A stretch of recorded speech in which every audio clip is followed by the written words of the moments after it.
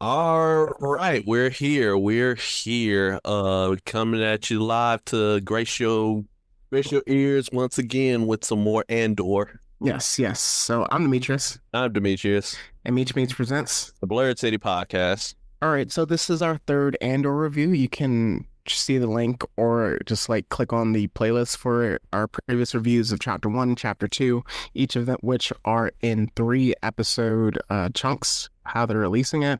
And then we're also going to do, of course, the finale of the Andor series in general as it leads up to the events of Rogue One. Some quick housekeeping. We also, our main pod is going to be doing mid-season review of The Last of Us Season 2. So we're going to be going episodes 1 through 4. So as usual with the episode reviews, we like to keep it simple as we break it down. But before we get into that, we do the pulse of the people. Yep, and for the Pulse of the People this time, it's very much this is a very tense set of episodes. A whole lot of things went down. People are liking, again, they're still loving the grittiness of it all, and we're finally starting to see things grow ever so closer to Rogue One. But also, I've seen like a little bit of criticism that like people, they're like a little, let's just say their main concern is the fact like, oh, we don't actually see like the rebellion like actually growing. Like it just skips ahead to them being fully realized, which we'll get into in like the recaps later. But yeah, I think that's kind of just the nature of these 1 year time jumps. Yeah, for my pulse of the people, just what I've been seeing, what I've been hearing, tears were shed. People were stunned. I mean, just throwing around where like this can be one of the all-time great series, like that, those kind of conversations, like high level, especially when we get into episode 8 and 9, just like high level television. And people are saying like some of the best Star Wars that's ever been released. So from there, we can get into the breakdown. But yeah, definitely people are rocking with Andor. They just have to be able to bring it home. So with that, we can get into the recap, starting with episode 7, Messenger. All right, so in my opinion, episode 7 is kind of the it's kind of more of a setup episode than anything else, so I'm really not going to dive too deep.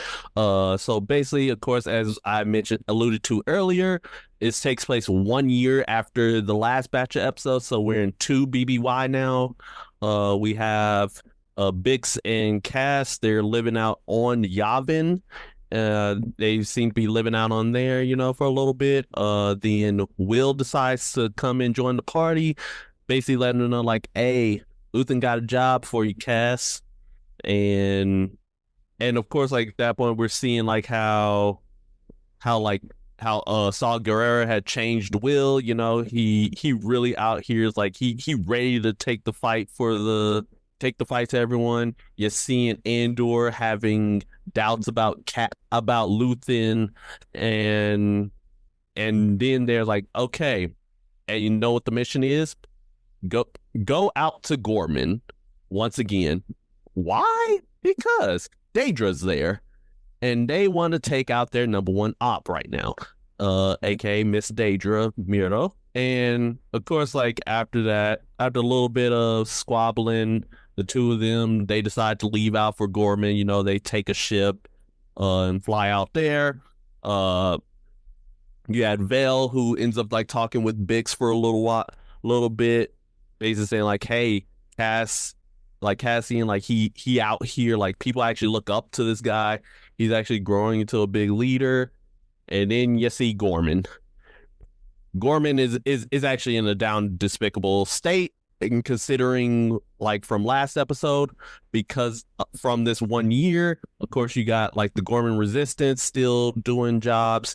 You got the whole like ISB. Essentially, they basically kind of went from, oh yeah, like let's do some sabotaging, and instead transformed it into straight up, oh yeah, we just going to straight up occupy. Yeah, they called it martial domain. Yeah, it's straight up just military occupation or at this point, yeah. Imperial takeover.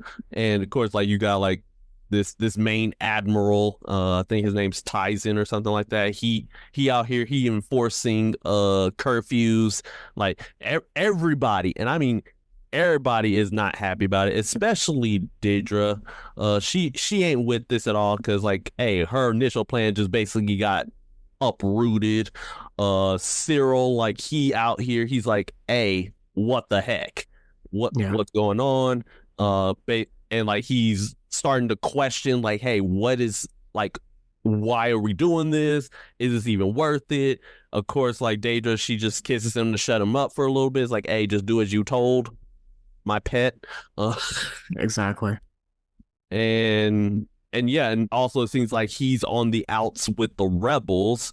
Which actually about to, and like he gets like slapped by Enza, the main female rebel. Uh, Yes, the daughter of the main guy. yeah. So and yeah, and then Mon Mothma, she's hearing about like what's about to happen on Gorman, and she's like, oh crud, because this is about to get bad. And yeah, that's the main. Oh, also, yeah, that's the main thing. But also, there's just one other thing where, in Cassian's storyline, how he has like a blaster wound on his back that's not healing, and Bix takes him to a Force healer, which is actually the first mention of the Force, well, at all in Andor. Yes, that was interesting. Yeah, very interesting. But yeah, as I mentioned, this is more like a setup episode for the straight up despicableness that happens in episode 8. Yeah, a few like interesting points, like Cassian's reaction to the Force healer, where it was kind of like how some people would react to voodoo in a sense like that, and then how the Force healer was drawn to him, and then even talking to Bix about, hey, he's a messenger. There's something special with Andor in that sense, and like Bix even being, which will kind of tie into episode 9 of Bix being like, whoa, he's actually really, really special, connecting these people in these different ways. And something that I did was interesting with Bix is that a lot of her storyline in these 3 chapters / 7 episodes to this point is waiting for Cassian. A lot of it was just like kind of like waiting for Cassian to either come back or for him to like complete a mission in a sense. So that was definitely interesting. Once we get to episode 9, we'll kind of like touch on maybe why that kind of explained it and how she actually took some agency over her own direction with that. But even just tying into like how we know how Rogue One ends and then into episode 9. So I'll save that for now, but we got to get into episode 8. So the episode 8 is the episode that people have been calling like one of the best episodes of television ever, of comparing it to the Red Wedding. I forgot, it's not Ouroboros, but like Ozymandias, like the one episode of Breaking Bad, the wild one. So different episodes like that, even like the Watchers on the Wall of Game of Thrones as well. So we could just jump into it, where you see the occupation going. Andor is living in the hotel that's like right across from where he needs to take out Dedra. And at the start of the episode, the ISB is like kind of moving the barricades that were in it's not a corridor. What was the space called? Like the center, the square. Yes, the square. So they're just moving it, but they're making it into kind of like encapsulated. So it's kind of like all of the Ghormans are just pouring into the space, and you're just like, oh my gosh, what's about to happen? And what I really loved about this episode is how it built on the stress of it so much. If you want to take it from there. Oh yeah, because as you said, tensions are starting to become high. You're starting to get like real, like riot / protest esque imagery. Like the various different, like BLM riots and all of that. So and like protests and all that nature. So of course, like yeah, everybody is on Ghorman. You got Cyril on Ghorman, you got Daedra on Ghorman, you got Cass on Ghorman, and everything decides to come together in a beautiful storm of absolute carnage, because of the fact that all it took was just one shot. And what's so crazy about it, just the building up, where Cassian's there. You know, Willman eventually joins the fray, but they have like communication issues because the ISB shut down all the comms. So now they can't really communicate. So they're trying to find each other. And all the entire time the crowd is just pouring in. But even before getting to that, what is he was like the main revolutionaries, the dad, what was his name again? Oh, oh, the dad, that was Oh, Carl Rylance. That's what it was. yeah. So even he's begging his people, please don't go. This is a trap. This is a trap. He's telling his audience, like, yo, please do not go. They want you to go into the square so they can take you out. And she's like, yo, it's been so long. And I think to the people's point where it's like you're doing a year jump. So the last time we see them is like Vel getting taken out, them having a successful mission. And then it's like, okay, now the occupation is even worse. So we don't kind of know what happens in that time, except now they're under martial domain. And just for him to like beg his people, please stop, just them really wanting to, they're tired of this. And then even running into Cyril as he returns, and he's like, yo, you have some nerve coming here. And what's so crazy about this episode with Cyril, which we can get into deeper, is that when Cyril gets called back into the building and then he finally finds out what's going on from Dedra, he's like, he tweaks out and like even like chokes her. And he's like, yo, if you lie to me one more time, I'm gonna toss you out this window. And it's so crazy because like we talked before, like before with Jamie, I was like, yo, she completely called the Cyril Dedra relationship, but at the same time, it's been interesting hearing so many people not defend Cyril, but at least be able to like understand where he was coming from, because I don't, Cyril never really thought he was like an evil person.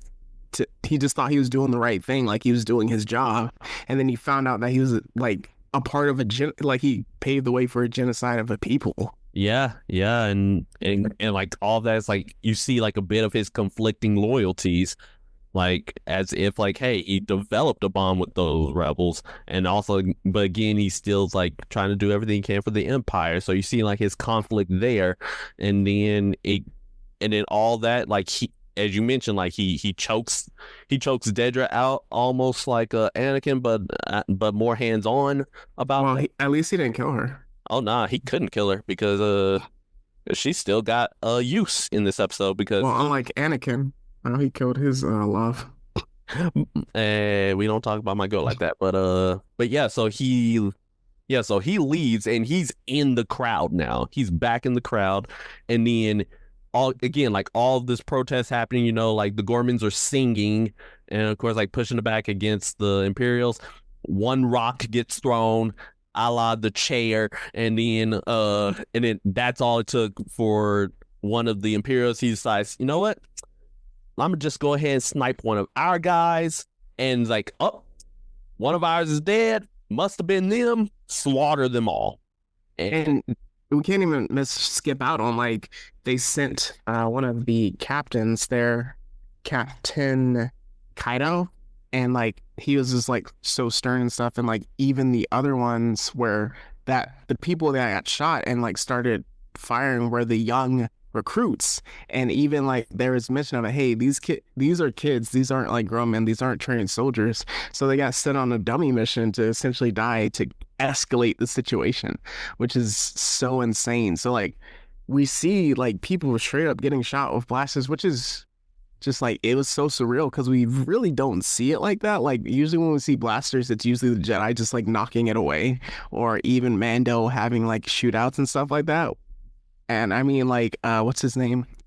Han Solo apparently can dodge them, which is one of the most controversial things in Star Wars. But man, just to see that and just like the pain, the terror, the ruthlessness of it all, I think that's what really people were like shocked with. And you're like, yo, it just kept going. And then with Cyril, he's just out there and he's like in shock at what's happening until he locks eyes with his op.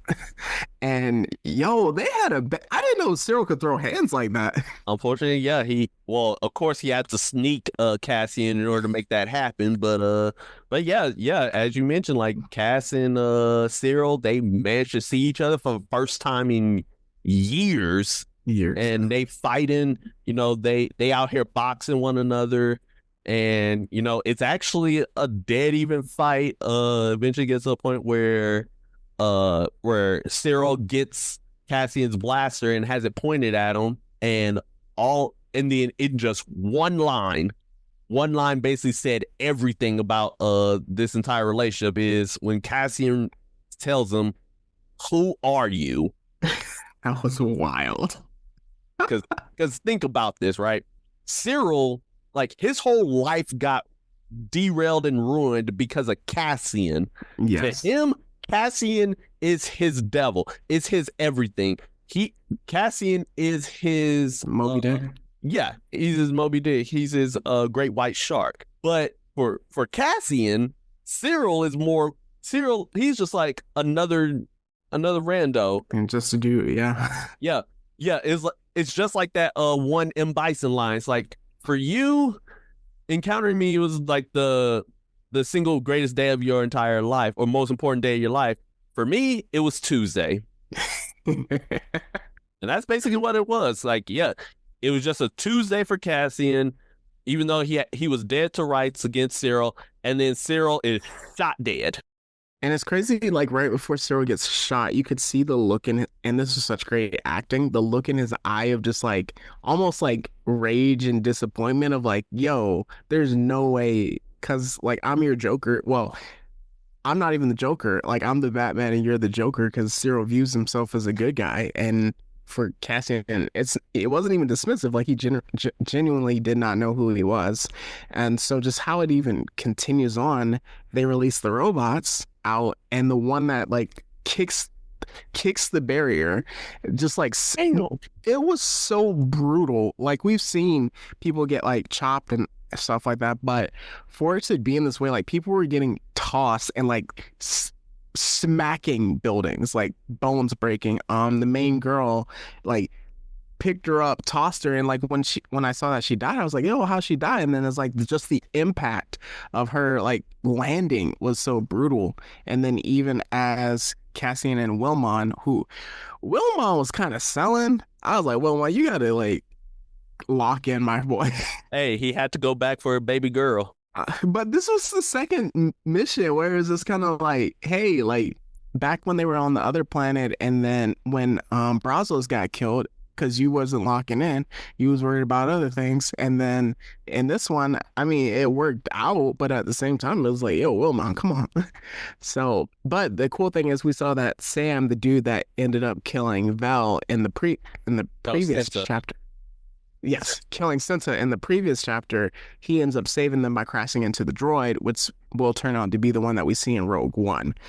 So with that, the thing that was really haunting at this episode that I think just took it to the next level was right at the end when Cassian's riding away, and you just hear the call of the woman asking for help, begging for her people to be saved, with like hundreds of Ghormans just being wiped out. And it's, again, like I mentioned, it's not stopping, it's not sticking to the square, it's literally pouring out into the city. And the Imperials like have the Ghormans did nothing to them.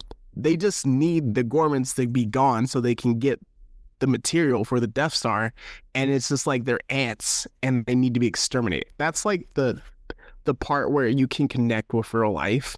And I think they did such a good job, because it's like, how many times in real life do you just like have genocides happen and people have been calling out for help and nothing happens? And knowing how the Empire grows and grows, it's like, yo, we didn't stop it here and we let it continue on. So, oh, my one comment was, the Jedi are cowards, Mitch.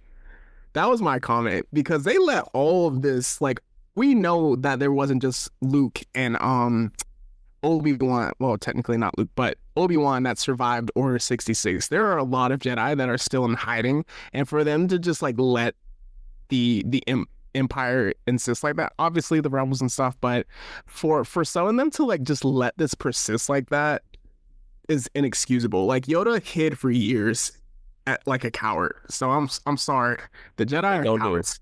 Fight! What could they do Fight! if Darth Vader decides to pull up? Yoda was on Palpatine's level, and he ran off like a coward at the end of Revenge of the Okay, Sith. Yoda is one thing. Yoda's one thing. He let it happen. That's my thing. everybody else, Obi-Wan beat Anakin twice as Vader. and yet Obi-Wan had a mission to protect Luke from Vader. I understand, but still. Yeah, they are the only two.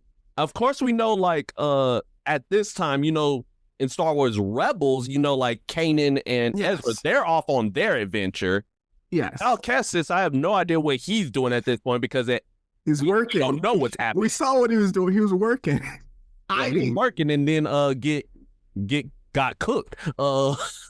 And he got cooked by Vader. But and then years later, he manages to cook some other people because of the Vader effect.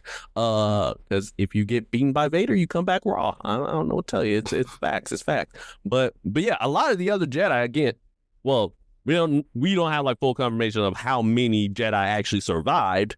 But if it's like, because imagine if it's just like them plus Ahsoka, yeah, that's not really many. But one Jedi on Ghorman stops that whole thing. Well, maybe two, Maybe, but who? But because the Death Star isn't there yet, so that's kind of what I'm saying. Is that like see him on Ghorman though? It's been like a year. That's my thing. Is that it's been a year that's happening, and it's like what are we've been hearing about it like in whispers and stuff like that. So like just at the end of the episode, that's kind of what my initial thought was. Where it's like you have minimum 2 Jedi that could easily, I know you have to tell the story and get to like, point A to point B, but you have like 2 Jedi that can stop Palpatine and Darth Vader that are doing nothing. At the same time, though, you also got to consider that the Inquisitors were still a thing and still hunting the Jedi as well. So many of them could have got off screen. We saw what happened to the third sister when she went up against the real one. Yeah. Many of them got off screen. Some of them were perhaps too young to battle, and then some are just they have other missions like learning the secrets of life after death or protecting Luke. Now, yeah, and that's my main, and then that's the way I'm protecting Jedi right now. All right, moving on to episode 9, to which is actually my favorite of the 3 episodes, because of just how compelling the political side of it is. Mm-hmm. And you just see the various espionage / like double crosses, triple crosses, quadruple crosses that happened in this episode was absolutely unreal. And yeah, so basically like it starts like episode 9 is basically like, oh yeah, it's the aftermath of the massacre. Everybody. Oh, also, I just do want to mention at the end of episode 8 was when Cyril's mom that was devastating. Decides to like make her last appearance for now, with just her watching the news of just all the people dead in Ghorman, and she's comes apart. And that's tough, even considering like they had a toxic relationship, but then at the end of the day, you saw a mother mourning her son, which was, whoa. Yep. And imagine that's how you find out your son died over the galactic news. And she was warning him about Ghorman that entire time. Yep. Or actually the Imperial propaganda news. So 9, it's all about the aftermath of it. It starts off with the Ghorman senator getting arrested by the Empire, and because he's like, hey, all my people got massacred, I'm speaking up about it, and they immediately silence this man. Of course, Mon Mothma, she's talking with like she wants to say something about it, speak out, because like that was basically the straw that broke her back. And she's talking with Bail Organa, played by a new actor, only because the original actor who plays Bail Organa, he actually had another obligation. I checked up on that. He had like another role that he was doing at the time, so he couldn't come back for it. That's completely understandable. But yeah, and basically he's basically like trying to like, yep, like if you say something about this, you might get taken out. Listen. And she's like, hey, why aren't we doing anything about it? It's like, you're just going to sit back and do this? Like, listen, we have to wait because we're not ready yet. But if you are fully set on going out with this, I got some people who can like help like get you safe passage back to Yavin. All right. And now while this is happening, you got Cass who's also back on Coruscant with the Luthen and Clea, and basically like he's like I saw everything. I was there, man. He's done. Yeah, and he's done. Like he doesn't want to do this anymore because he feels like, hey, my luck can only take me so far. Like my luck gonna run out eventually. Foreshadowing. Yeah. And like she's like, hey, we gotta do what you gotta do, basically. So so yeah, so like, hey, he's doing like this one last mission. Like, hey, he's basically like Luthen's basically telling him, like, hey, you gotta go like go rescue Mon Mothma because she about to go crazy. And also like I have like a mole with her. Turns out it's like her friend slash advisor who's been with her the entire time. Also like he was the one who found the bug in her office, and she managed to destroy that, causing all the Imperials, like the Imperial surveillance department, to be like, hey, yo, what's going on here? Let's keep her on extra high surveillance right now. So she goes, she like starts practicing her speech. Luthen confronts her. He's like, hey, listen, you should not go with Bail Organa because let's just say there's a mole in his crew. If you go with him, you are cooked. Just go with one of my guys. The key words are I have friends everywhere. And yeah, and that's the key. That's the key. And it was interesting with that interaction where she brought up her friend, the rich guy, well, the former rich guy. And she's like, yo, man, I miss him sometimes. And that entire conversation, it's so interesting with Luthen. He's always about subtext. And he was basically like, hey, if you get taken and we have a chance to take you out as well before you have a chance to say anything, that's what we're gonna do. So you can't get taken. Just kind of like that underlying subtext of like, hey, I'm always ready to cut loose ends because if you get taken, the whole rebellion just like falls apart because of that. So, man, this episode, like you mentioned, is compelling with that, and then just her practicing the speech. You see the two parallel rescue plans going at the same time.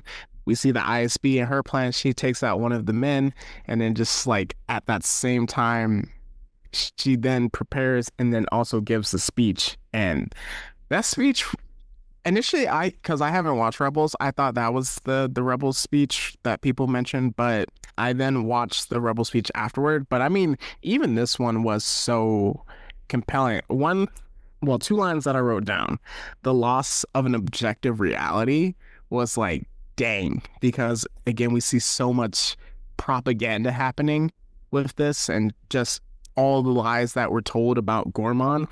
The death of truth and monster that screams the loudest is the one that wins, which that really made me think of reality. So that kind of pulled me out. So, man, just with this, we see that, and then she calls out Emperor Palpatine name. She said, put the name on it. So with that, she has to immediately have the exit strategy go into place.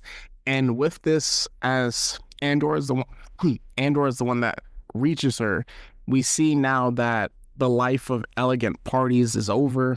No more Senate. She sees two deaths like her driver, and then also the plant for the ISB. So we see her go from senator, beloved wife, to now eventually rebel leader. Yep, absolutely. And just to go back to that speech, because there was another line that stood out to me, and it was the distance between what is said and what is known to be true has become an abyss. Because I'm like, dang, that's powerful. Because, like, again, it's like this, because throughout all this, like, they kept spinning the truth, spinning like why this massacre took place. And even at the end of Mon Mothma's speech, you see that the ISB immediately cut the feed, like right after she calls out Palpatine, and immediately tries to go and get her killed. So, yeah, it shows you, like, again, the power of information, and like the power of truth. So, yeah, as you mentioned, like her driver, gets clapped by Andor because he knows immediately. He's like, hey, I found her. Bam. The ISB agent who just immediately brandishes the gun, like immediately is like, oh nah, bam, right in the head. Sweet. So yeah, then they leave Coruscant, make it back to Yavin, or at least back to the safe house where more conversations take place. And we also learn that Will is severely ill. I thought it was hurt, like his leg was hurt or something. He looked ill to me, but well, that blood loss and stuff. But yeah, he was bedridden. Yeah, so he was very bedridden, so he needed to go. Well, they need to like get him back to Yavin. Of course, Cassian's like he's talking with Mon Mothma. He's like over like the Rebel Alliance, like, hey, it's like this is all gonna be worth it, and like echoing what happened in the first batch of episodes, like, hey, will this be worth it? And then he's kind of like mentioning the same thing here.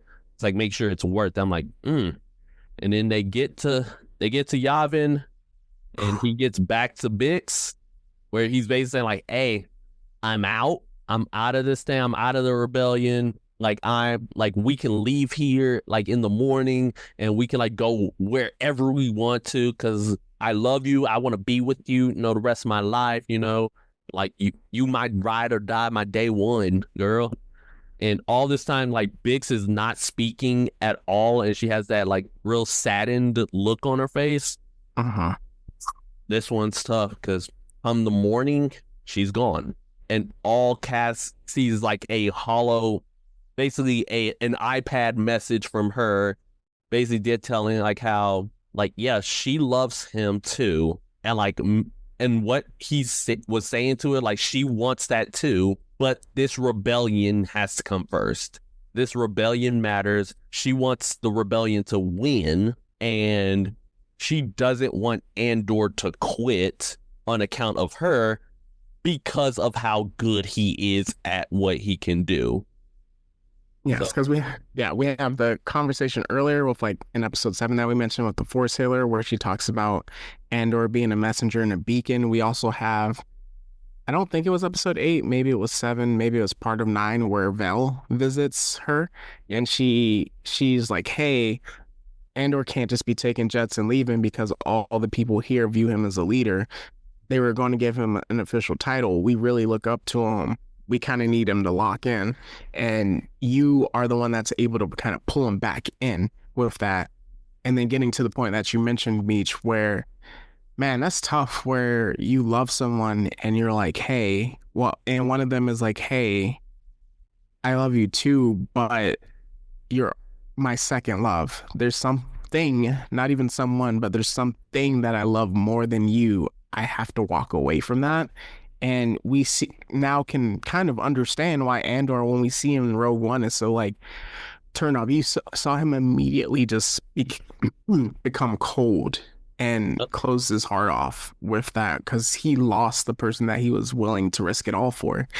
And even in Bix's message, which was so heartbreaking because we know how his life ends, where she's like, hey, once all of this is over, I will come find you. We will have a life together. We will be happy. And it's like, Andor dies because a planet gets blown up for this rebellion. There is no like quote unquote happy ending for him. And that is heartbreaking, because at the same time, maybe even if Bix stays with him, they can't destroy the Death Star. So it's that toss up.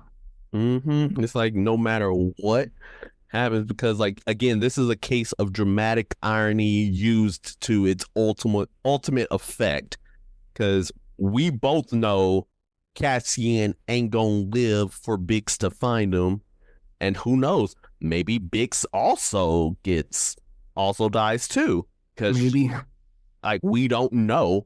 But in the event, like, hey, if she's still alive and she keeps trying to find him only to find out he's dead, and also potentially like dies for the rebellion, dies to make sure everything comes to fruition, she may be distraught over this. And it's crazy too. you watch ReZero, so you would understand this, but like that first season of ReZero, towards the end, when Subaru was like stuck in the loop, and then he was talking to Rem, and he was like, "Yo, let's dip off together," and she was like, "Yo, I would be totally happy with that, but that just wouldn't be the you that I love, so we can't do that." And that made me think of the situation where it's just like maybe Andor could have been happy with Bix, and they could have had a life together, but that just wasn't it, and that was tough. But Yeah. ultimately, towards the end of the episode, we do see the waking up of the robot that we see in Rogue One. A2SO, he finally gets activated and it's like, hey, listen, if I offended you, my bad. But if I didn't offend you, put that blaster down before I make you offend. I'm like, yep, start. It's the beginning of my goat. So we at least get maybe three episodes with him. Yes, please. All right. Anything else you got? No, it's just the fact like, hey, this was definitely like, again, as I said, like episode 9 was my favorite episode. Episode 8 was a gut punch, but yeah, This is television, my friend. But even with like the start of episode 9, you know they knew they did something special in the last episode just by the title card opening being different from how it usually is. You knew they were cooking. So I'm gonna just jump into MVP or Op of the Week. Op of the Week has to be the Imperial Army. What they did to Ghorman was just like straight up ridiculous. And just literally just to mine something that will destroy their planet. And for MVP of the week, I'm going with Mon Mothma because what she did took strength. And what's so good about Andor, with it being so removed from Jedi and Force and Skywalkers and Sith and stuff like that, it takes normal people and makes them do heroic things. And for her to know, if I give this speech, I'm giving up my life. Like, even if like not dying, like obviously they tried to kill her, I'm giving up all my life. I can't go back to any of the lavish living styles. I can't go back to I am now a rebel. yeah, I And can't for her go back to to my husband for her to, maybe even the husband gets arrested. Like, who knows? and the But child too. Don't forget her child. that's a good, and that's connected to the dude that gave her the loan. So yeah, that's real strength and real bravery. And in the face of the last episode where I was like, oh, the Jedi are cowards, for her to do that, that's why she has to be my MVP of the week. Yeah, yeah. I mean, hey, you hit the nail right on the head as to why Mon Moth was my MVP. And again, even just being brave enough to call out Emperor Palpatine by name and say like, "Hey, he's the monster here," Yes. is powerful. As like, hey, how many people do you know of that's like actively that will actively like call out like a certain political figure or a certain like dictator or a certain like evil figure in their life, called them out by name for what they do and like wanting to grab accountability, knowing the potential consequences. No, he was tweaking out about that. No, I bet you he didn't even care.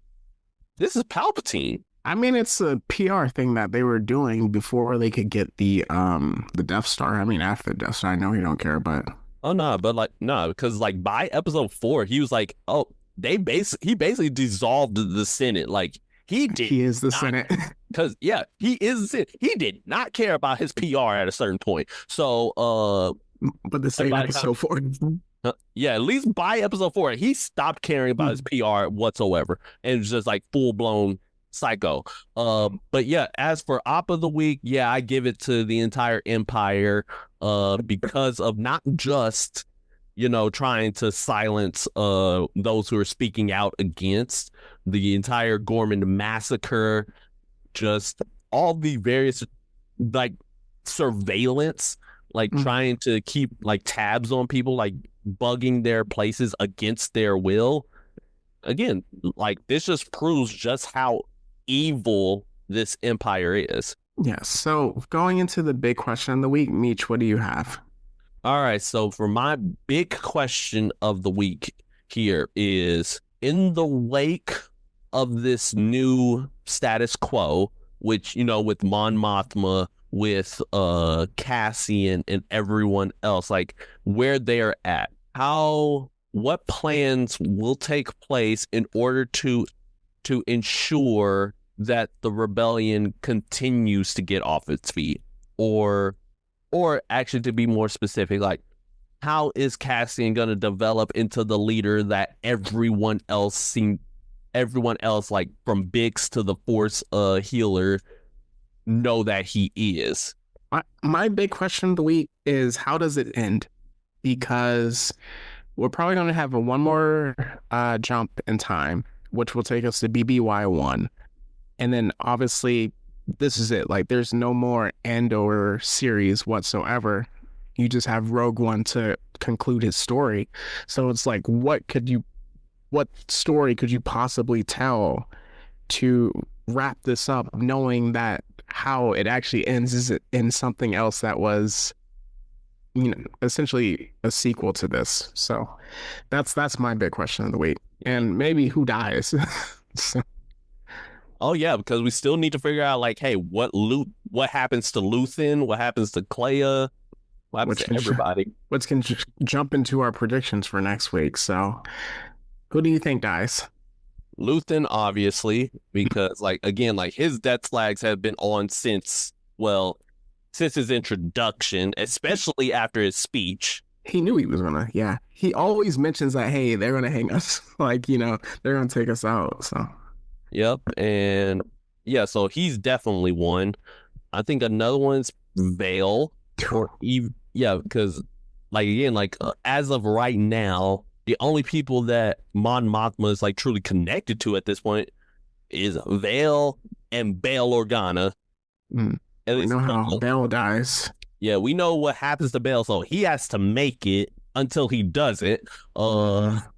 And so Vale is literally, like, the only other person, because, like, we see what Mon Mothma, like, what has to, like, we see Mon Mothma's, like, whole viewpoint of, like, the Empire, like, completely get shattered, like, it, or, like, what has to be done for the rebellion gets completely shattered when Cassian murks two people right in front of her in broad Yes. daylight. So yeah, Oh, a that, question. that was his last. A question that I had. It was in episode 9 when Vale was going through the weapons tables, and she picks up a gun and says, "Whose is this?" And the dude raises his hand. What was the significance of that? That is a very good question. I don't know at this current moment. I would probably have to, like, rewatch that scene again and again for that, because of just how quickly it went. Because I haven't seen Rogue One in years. I'm probably gonna watch it right after I watch the finale, but I don't remember if he's in it or if, like, because at first I thought it was gonna be like Sam who eventually made his way there, but I just wasn't sure who that was. Oh, for deaths, I think Willman might die. Um, whew, I think Clea lives, and it's like again, I don't know like the rebel stuff, but I think Clea lives. Like maybe she watches Luthen die or Luthen saves her or Andover. Luthen is going to get a big send off, so that's kind of how I'm feeling about that. Because I didn't think Cyril would die. So Dedra has to die. Oh yeah, yeah. Deborah has to go. Dedra has to go. She definitely has to die. Oh no, I can't believe we almost forgot about her. Oh, and Partagaz. We forgot about Partagaz. That's a good point. He has to go too. Yeah, he set that up. So, ooh, this is gonna be interesting, Mitch. Oh yeah, and also, do you think we'll see Krennic again for these last 3 episodes? To what end, though? I mean, because like he set up getting the stuff for the Death Star, but now that it's complete, we might see like the final episode as they prepare to reach Rogue One, where it's like it's basically set up the Death Star. It's as close to completion as we're gonna get before launch. So maybe one more episode. Yeah. All right. Anything else? No. I think we're good on that. All right. So with that, we're wrapping up our episode of this review, episodes 7 through 9. Again, we're going to be here for the finale with that. So with that, we can get into our predictions and get up out of here. All right. So for our plugs, we have our Instagram, my ex, formerly known as Twitter, and Threads. like, comment, subscribe, stay up to date on all notification. We're Blurred City 22. We also Blurred City Pod on YouTube and Patreon. If you want to donate some extra cheddar, go ahead and do so to get access to very exclusive episodes. We also have our email address, blurredcity22@gmail.com, where you can send in your questions, your reviews and recaps, and just what you want to see us review next. Finally, I am the Jedi Warno Mustafar on TikTok as well as Instagram, however long we got those left. Oh yeah, I forgot. The Discord is linked in the Instagram page. What you got? All right. For my individual author pages, we have my Instagram, Mitri_dash. That is METRI_DASH. For my X last word, that's at the mad dash 16. And so with that, we're just gonna wrap up. As we always like to say, it's not